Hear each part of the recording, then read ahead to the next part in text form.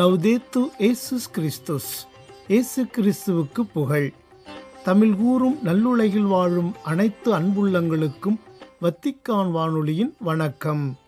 இறைவன் உங்கள் உள்ளத்தையும் இல்லத்தையும் தன் அன்பாலும் அருளாலும் அமைதியாலும் இன்றும் என்றும் நிரப்புவாராக.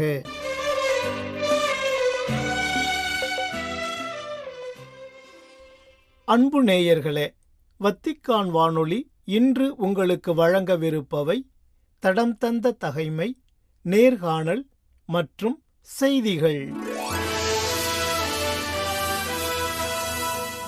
டிசம்பர் 11. புனித தாமசுஸ்.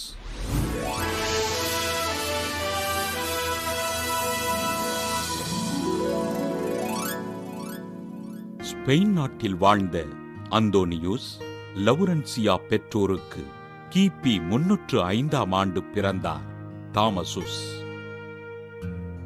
கிபி 354 திருத்தந்தை லிபேரியூஸ் பேரரசர் 2 கான்ஸ்டன்டைனினால் பெரேயா பகுதிக்கு வெளியேற்றப்பட தலைமை திருத்தொண்டராக இருந்த தாமசுஸ் திருச்சபையினை நிர்வகிப்பதில் முக்கிய பங்காற்றினார்.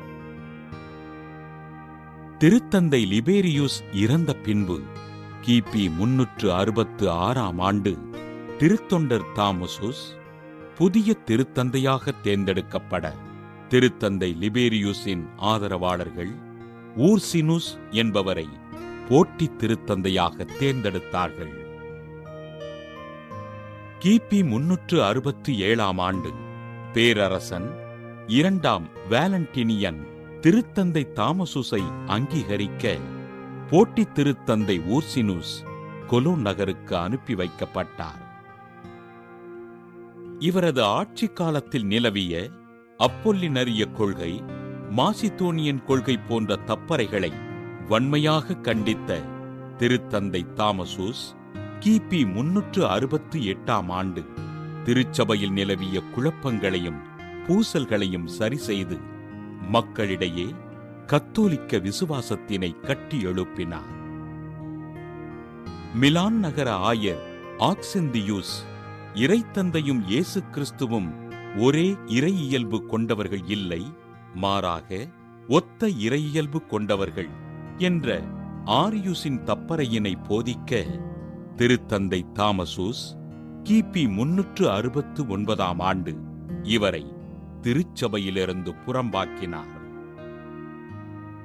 கத்தோலிக்க திருச்சபையின் பழமை வாய்ந்த வரலாறு பாதுகாக்கப்பட வேண்டும் என்ற நோக்கில் வரலாற்று காப்பகத்தினை அமைத்து திருச்சபையின் வரலாறு பாதுகாக்கப்படுவதற்கு ஏற்பாடு செய்த திருத்தந்தை தாமசுஸ் கிபி 384 டிசம்பர் 11 விண்ணகமடைந்தார்.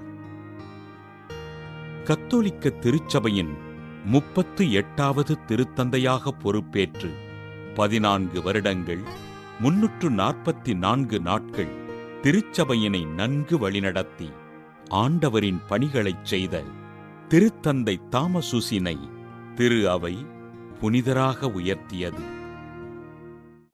புனித தாமசுஸ் திருவிழாவினை கொண்டாடுகின்ற நாம் கத்தோலிக்க திருச்சபையிலிருந்து பிரிந்து போன சகோதர சகோதரிகளுக்காக ஆண்டவரிடம் ஜெபிப்போம்.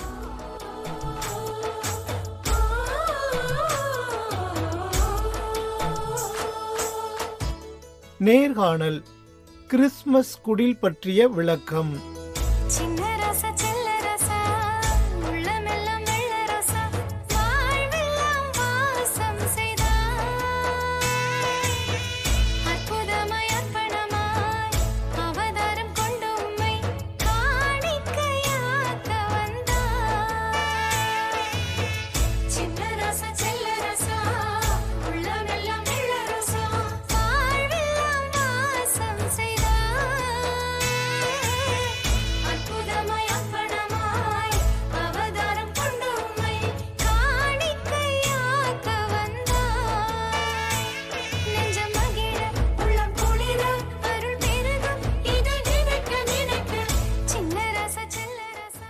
அன்பான வத்திக்கான் வானொலி அன்பர்களே, இன்று நேர்காணலில் கிறிஸ்மஸ் அப்படின்னு சொன்னாலே நம்மளுக்கு முதல்ல ஞாபகத்துக்கு வர்றது குடில், அதுக்கப்புறம் பெல், ஸ்டார், இப்படி நிறைய பொருட்கள் நம்மளுக்கு ஞாபகத்துக்கு வரும். ஆனா இந்த பொருட்கள் ஏன் வைக்கிறோம், எதுக்கு வைக்கிறோம்னு சில பேருக்கு அதுக்கு காரணமே தெரியாது. இன்று அதன் காரணத்தை நம்மளுக்கு விலாவரியாக விளக்க தொலைக்காட்சி நிகழ்ச்சி தயாரிப்பாளர் யமுனா அவர்கள் நம்முடன் நேர்காணல் இணைய இருக்கிறார். வணக்கம். ரொம்ப நன்றி டானிகா. உங்க கூட சேர்ந்து நான் பேசுறதுல ரொம்பவே மகிழ்ச்சியா இருக்கேன். First Christmas star. December month வந்தாலே ஃபர்ஸ்ட் எல்லார் வீட்லயும் ஸ்டார் மாட்டிடுவாங்க. அதுக்கப்புறம் தான் குடில், ட்ரீ அப்படி ஒன்னொன்னா வைப்பாங்க. இந்த ஸ்டார் வந்து கிறிஸ்மஸ் ஸ்டார் அப்படின்னு கிறிஸ்து பிறப்பதுக்கு பின்னாடி தான் நம்மளுக்கு கிறிஸ்மஸ் ஸ்டார்ன்னு பேர் வந்தது. அதுக்கு முன்னாடி இந்த ஸ்டார்னா என்ன? கண்டிப்பா நமக்கு எல்லாருக்குமே தெரிஞ்சுக்க வேண்டிய ஒரு விஷயம் தான். ஏன்னா, இந்த ஸ்டார் எதனால எல்லார் வீட்டு வாசல்லயும் கட்டுறாங்க அப்படின்றது எல்லாருக்குமே ஒரு கொஸ்டின் இருக்கும். இது எப்ப ஸ்டார்ட் பண்ணாங்க? எதனால ஸ்டார்ட் பண்ணாங்க? அப்படின்ற ஒரு வரலாறு தெரிஞ்சா, இன்னும் முழுசா வந்து நம்ம அதுல வந்து ஈடுபாடோட நம்மளால செய்ய முடியும். ஆ நம்மள பல பேரு என்ன நினைக்கிறாங்கன்னா, ஞானிகள் பார்த்த ஒரு விண்மீனை நினைவூட்டும் ஒரு சின்னமா தான் இந்த ஸ்டார வந்து பார்க்குறாங்க. அதுதான் இந்த வரலாறு. அத விட ஆண்டுகள்ல மிகவும் வந்து பழமையானது தான் அப்படின்னு சொல்லலாம். இது எப்படி நமக்கு தெரிய ஆரம்பிச்சதுக்கு ஒரு காரணம் எப்படி வந்ததுன்னு பார்க்கும்போது, பெர்சியா, பாபிலோன், சிரியா இங்க வந்து பார்த்தீங்கன்னா, இந்த வானியல் ஒரு பெரிய அறிவியல் ஒரு சாதனமா இருந்துச்சு. ஸோ, அதனால தான் அவர்கள் வந்து என்ன பண்ணாங்கன்னா, விண்மீன்கள் இயக்கத்தை நுணுக்கமாக வந்து பார்த்தாங்க. ஒவ்வொரு அசைவுக்கும் ஒரு அர்த்தம் இருக்குன்றதையும் அவங்க கண்டுபிடிச்சாங்க. ஒரு நாள் பார்த்தீங்கன்னா, மெர்சியாவில வானியல் கண்காணிப்பு மண்டபத்துல ஒரு அசாதாரணமான ஒளி வந்து அவங்களுக்கு தோன்றுச்சு. அசாதாரண விண்மீன் அல்ல, ஒளி நிலையாக இருக்குது, பாதையை மாற்றுகிறது, மேலும் பல நாட்கள்ல ஒரு திசையை நோக்கி பயணிக்கிறது அப்படின்றதையும் அவங்க வந்து ஆராய்ச்சியில அவங்க வந்து கண்டுபிடிச்சாங்க. அந்த காலத்துல ஒரு குறிப்பிட்ட நம்பிக்கை இருந்துச்சு. அது என்னன்னு பார்க்கும்போது, வானில் புதிதாக தோன்றும் ஒளி ஒரு பெரிய அரசரின் பிறப்பை குறிக்கிறது அப்படின்றதையும் அவங்க வந்து இந்த ஆராய்ச்சியில இந்த ஸ்டாருக்கும் கிறிஸ்துவத்துக்கும் கிறிஸ்து பிறந்ததுக்கு அப்புறம் தான் கிறிஸ்மஸ் ஸ்டார்ன்னு பேர் வந்துச்சுன்னு சில பேருக்கு தெரியும். இதுக்கும் வரலாறுக்கும் நம்ம கிறிஸ்துவத்துக்கும் என்ன விஷயம் பொருந்தும்? கண்டிப்பா இருக்கு. எப்படி இருக்குன்னா, இப்ப மத்தேயு நற்செய்தியில வந்து ஞானிகள் வந்து என்ன சொல்றாங்கன்னா, "கிழக்கில் ஒரு விண்மீனை கண்டோம்" அப்படின்னு சொல்றாங்க. ஸோ, அந்த வசனத்துல நம்ம ஃபுல்லா படிச்சனாலே தெரியும். அதுக்கான அர்த்தங்கள் என்னன்னு சொல்லிட்டு. இந்த விண்மீன் வந்து இந்த விண்மீன் வந்து வரலாற்றில் குறிப்பிடப்பட்டுள்ள உண்மை வானியல் நிகழ்வுகளோடு பொருந்தியது. இது வந்து சிலர் எப்படி சொல்றாங்கன்னா, ஒரு சூப்பர் கன்ஸ்ட்ரக்ஷன் என்று சொல்றாங்க. அது கிழக்கிலிருந்து மேற்கு திசையை நோக்கி வழிகாட்டிட்டு போகும் அப்படின்ற ஒரு அர்த்தத்த வந்து குறிக்குது அப்படின்னு சொல்றாங்க. வீட்ல ஸ்டார் வைக்கிற பழக்கம் இந்த காலத்திலிருந்து வந்தது. இது எப்படி வீட்ல வைக்க ஸ்டார்ட் பண்ணாங்கன்னு பார்த்தோம்னா, 16ஆம் நூற்றாண்டுல வந்து ஜெர்மனில ஒரு கிராமத்துல ஒரு டீச்சர் வந்து அங்க இருக்கிற குழந்தைங்களுக்குலாம் வந்து பார்த்தீங்கன்னா, அந்த விண்மீன் கதைய வந்து சொல்றாரு. சொல்லும்போது அத அர்த்தமா சொன்னா தானே குழந்தைங்களுக்கு புரியும். ஸோ, அத அவங்களுக்கு புரிய வைக்கிற விதமா வந்து என்ன பண்ணாருன்னா, ஒரு பேப்பர்ல வந்து ஸ்டார் செஞ்சு அவரோட வீட்டு மேல வைக்கிறாங்க. ஸோ, ஒரு ஒயிட் பேப்பர் வந்து இருட்டுல பார்க்கும்போது எப்படி வந்து ஜொலிக்கும் இல்லையா? ஸோ, அந்த மேரி ஜொலிக்கிறதுனால, மத்தவங்கள என்ன பார்த்து ரொம்ப ஆச்சரியமா பார்க்க ஆரம்பிச்சாங்க. "என்னடா இந்த வீட்ல மட்டும் ஒரு ஒளி தெரியுதே!" அப்படின்னு சொல்லிட்டு. அத பார்த்தது வந்து என்ன பண்ணிட்டாங்கன்னா, ஓகே இது வந்து கிறிஸ்மஸ்க்கான அடையாளமா பார்த்து, எல்லாரும் என்ன பண்ணிட்டாங்கன்னா, அடுத்த வருஷத்துலருந்து அவங்களும் இதே மாரி ஸ்டார்ஸ்லாம் செஞ்சு அவங்கவங்க வீட்டு கூரை மேல வைக்க ஸ்டார்ட் பண்ணாங்க. இதுதான் வந்து நம்மளுடைய ஸ்டார் எப்படி வந்து வீடுகள்ல வந்து தொங்க விட்டதுக்கான ஒரு காரணம். கிறிஸ்மஸ் ஸ்டார் போல நம்மளும் நம்ம ஃபேமிலிக்கு ஒரு ஒளியா இருக்கணும்னு சொல்ல வரீங்க. அடுத்து கிறிஸ்மஸ் பெல் அப்படின்னு சொன்னாலே ஒலி. நம்ம கிறிஸ்டின்ல கரெக்டா கிறிஸ்மஸ் அன்னைக்கு 12 மணிக்கு பெல் அடிச்சு கிறிஸ்து பிறப்ப நம்மளுக்கு அறிவிப்பாங்க. இந்த பெல்லோட வரலாறு என்ன? இந்த பெல் எப்படி கிறிஸ்துவத்துக்குள்ள நுழைஞ்சது? கண்டிப்பா இதுக்கு பின்னாடியும் ஒரு வரலாறு இருக்கத்தான் செய்யுது. எல்லாம் நம்ம குடில்ல வைக்கிற, அந்த ட்ரீல கட்டுற எல்லாத்துக்குமே ஒரு அர்த்தங்கள் இருக்கதான் செய்யுது. இப்போ ஏன்னா இந்த மணி வந்து எப்படி வந்து நமக்கு ஒரு வரலாறா வந்துச்சுன்னு பார்த்தோம்னா, முதல்ல வந்து மணி வந்து ஒரு பாதுகாப்பு சின்னமா வந்து எல்லாரும் பார்த்தாங்க. இப்போ பண்டைய யூத காலத்துலலாம் பார்த்தீங்கன்னா, அந்த சமுதாயத்துல இருக்கிறவங்க, அந்த ஊர்லலாம் வந்து பார்த்தீங்கன்னா, இந்த காட்டு மிராண்டி, திருடர்கள் இப்படிலாம் வரும்பொழுது, அவங்க வந்து ஜாக்கிரதையா இருக்கிறதுக்கு அந்த மணி ஓசைய எழுப்பி எல்லாருக்கும் அலர்ட் பண்ணுவாங்களாம். இந்த மாரி யாரோ வராங்க, ஒரு காட்டு மிருகம் வருது, இந்த மாரி திருடங்க வராங்க. அதனால நீங்க அலர்ட்டா இருங்கன்னு சொல்லிட்டு அந்த பெல் சவுண்ட் அவங்களுக்கு குடுத்தாங்க. ஸோ இந்த பெல் சவுண்ட் வந்து அவங்களுக்கு வந்து ஒரு அறிக்கை மாரி அவங்க பயன்படுத்திக்கிட்டாங்க. ரோமர்கள் அதை மாற்றி அவங்க என்ன பண்ணாங்கன்னா, இது வந்து பயப்படுறதுக்கான ஒரு சின்னமா இருக்கக்கூடாது. இது வந்து ஒரு சமாதானத்தின் சின்னமா தான் இருக்கணும்னு சொல்லிட்டு அவங்க என்ன பண்ணியிருக்காங்கன்னா, இது ஒரு சமாதானத்தின் சின்னம் அப்படின்னு சொல்லிட்டு அவங்க ஒரு அறிக்கையை வெளியிட்டாங்க. இது வந்து 4ஆம் நூற்றாண்டுல இரவு நேர திருப்பலி நடக்குது அப்படின்னு சொல்லிட்டு மக்களுக்கு தெரியணும்ல. அப்ப அவங்க என்ன பண்ணாங்கன்னா, இந்த பெல் சவுண்ட வந்து அவங்க ஒரு சிம்பிளா வந்து பயன்படுத்திக்கிட்டாங்க. அதுக்காக தான் நம்ம கோயிலெல்லாம் பார்த்தீங்கன்னா, கடவுள் வந்து 12 மணிக்கு எப்படி நம்மலாம் பர்த்டேக்கு கேக் வெட்டுவோமோ, அந்த மாரி இப்போ சர்ச்லலாம் பார்த்தீங்கன்னா, 12:00 கரெக்ட்டா வந்து மணி ஓசை எழுப்பி உன்னதங்களிலே நம்ம பாட ஸ்டார்ட் பண்ணுவோம். ஸோ இது வந்து ஒரு சமாதானத்தின் சின்னமாகவோ, இது ஒரு அறிக்கையின் சின்னமாகவும் நமக்கு வந்து இந்த பெல் சவுண்ட் வந்து நமக்கு இருக்கு. இதுல வந்து பார்த்தீங்கன்னா, ஒரு கதை அப்படின்னு நம்ம எல்லாரும் நினைச்சிட்டு இருப்போம். ஆனா இதுக்கு பின்னாடி ஒரு வரலாறும் இருக்கு அப்படின்றது தான் உண்மை. இது வெறும் கதை மட்டும் கிடையாது. இதுக்கு பின்னாடி ஒரு வரலாறும் இருக்கு. இப்போ 1400கள் நம்ம பார்த்தோம்னா, இந்த ஐரோப்பிய கிராமத்துல ரொம்ப பனி இந்த மாரி சூழ்நிலையில மக்கள் என்ன பண்ணுவாங்க, வீடுகள்ல வந்து இருப்பாங்க. யாரும் வெளிலலாம் போமாட்டாங்க. அவங்க வந்து என்ன நடக்குதுன்னு தெரியாது. அப்ப இந்த சமயத்துல சர்ச்ல நம்மளுடைய ஃபாதர்ஸ் எல்லாம் இருக்காங்க இல்லையா?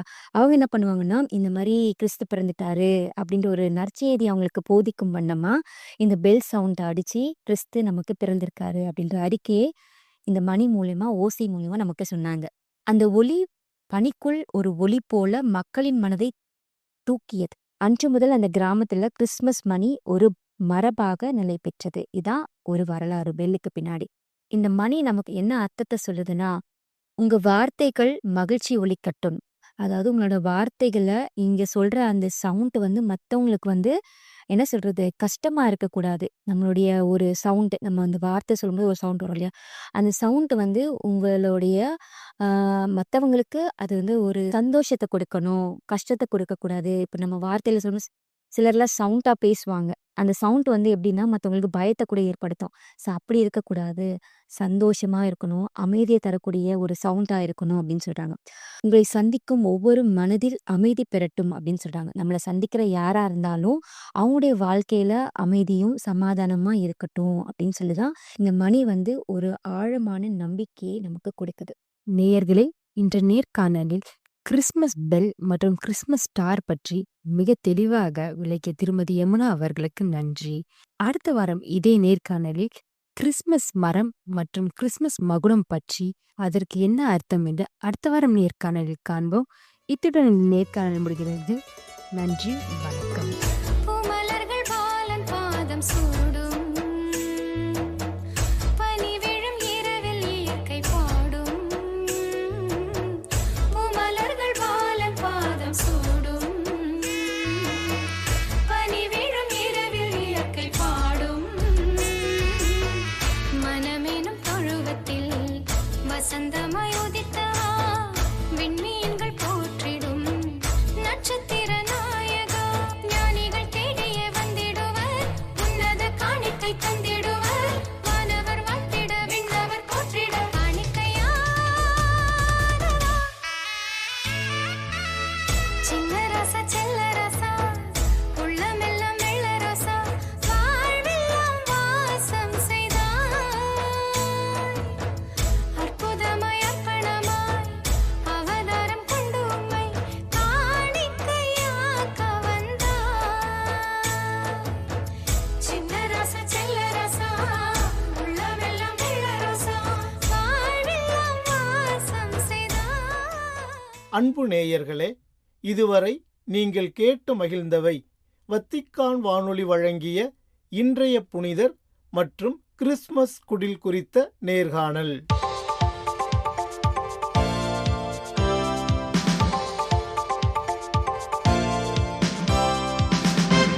செய்திகள்.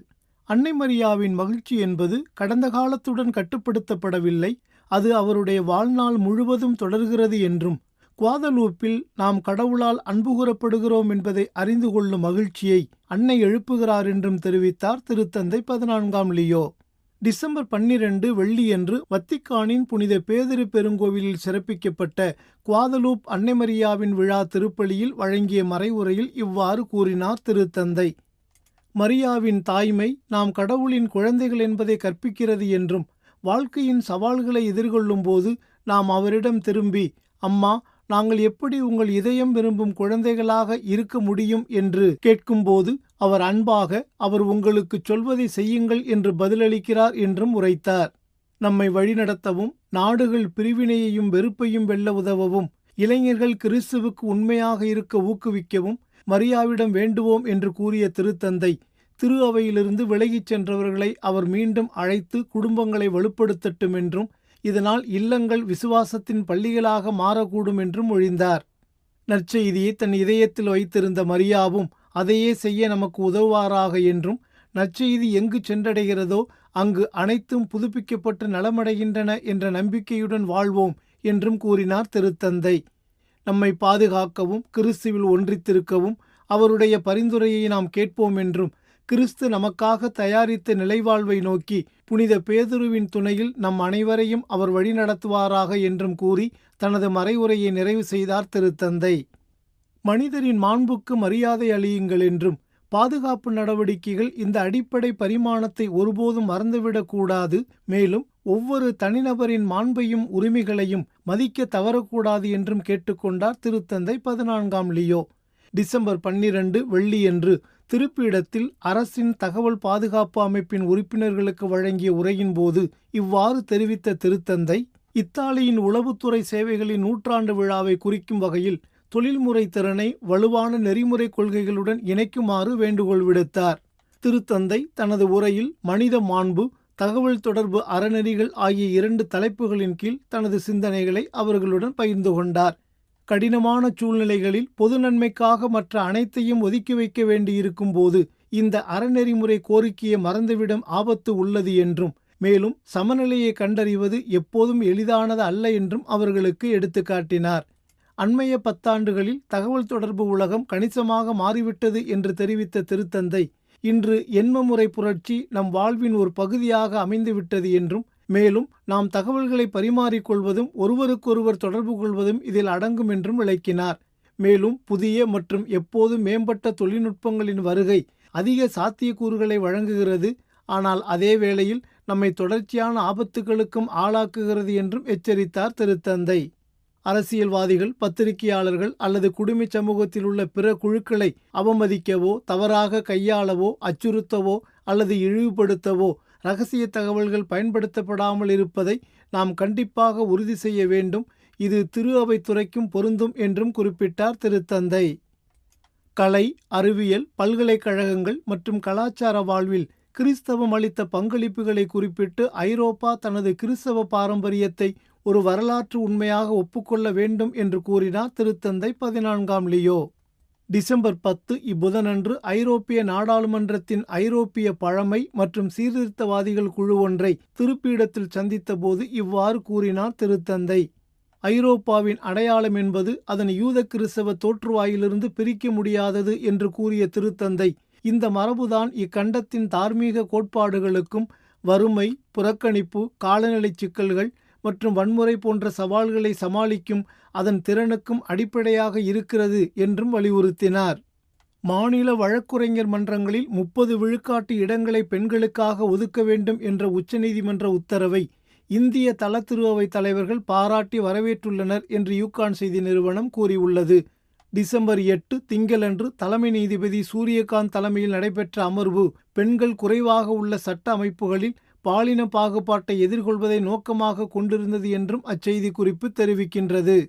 நாடு முழுவதும் தேர்ந்தெடுக்கப்பட்டுள்ள 441 வழக்குரைஞர் மன்றங்களின் உறுப்பினர்களில் வெறும் 9 பேர் மட்டுமே பெண்கள் என்றும் 11 மாநில வழக்குரைஞர் மன்றங்களில் ஒரு பெண் கூட இல்லை என்றும் சுட்டிக்காட்டும் மனுக்கள் மீது நீதிமன்றம் இந்த நடவடிக்கையை மேற்கொண்டுள்ளது.